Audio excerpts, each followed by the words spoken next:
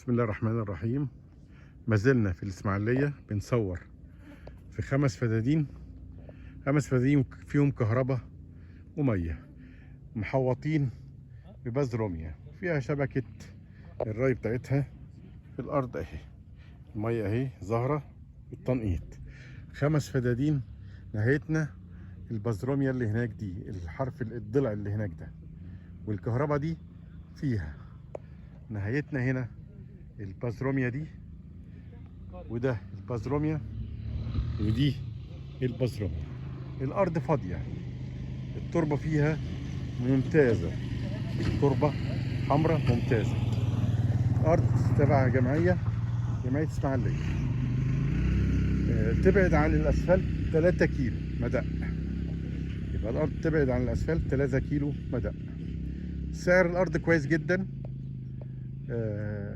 كهرباء وميه، نهائي من الاخر خالص، تخلص بمليون جنيه الخمس فدادين، نهائي خالص. وهي تبعد عن الاسفلت سرابيوم حوالي 3 كيلو مدى، كهرباء وميه، ورقها خالص، عقود نهائيه خالصه من الجمعيه، وارض زي الفل. تزرع زيتون، تتعمل فيها عنابر مواشي، تعمل فيها بيت كويس اهو. حتى البازروميا زراعتها اللي فيها ممتازه. فضلا وليس امرا، اللي مش مشترك في القناه ينزل يشترك فيها. معاكم اشرف فهمي، مزارع واراضي للبيع في مصر. موبايل 010 61 10 55.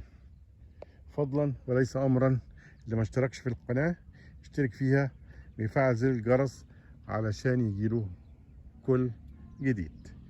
5 فدان زي الفل.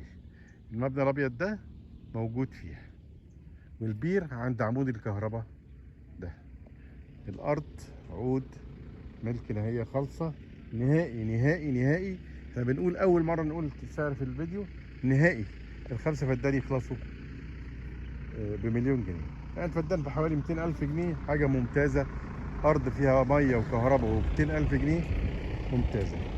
بس هي كل الفكره انها بعيده عن الاسفلت 3 كيلو مدى. شكرا، السلام عليكم.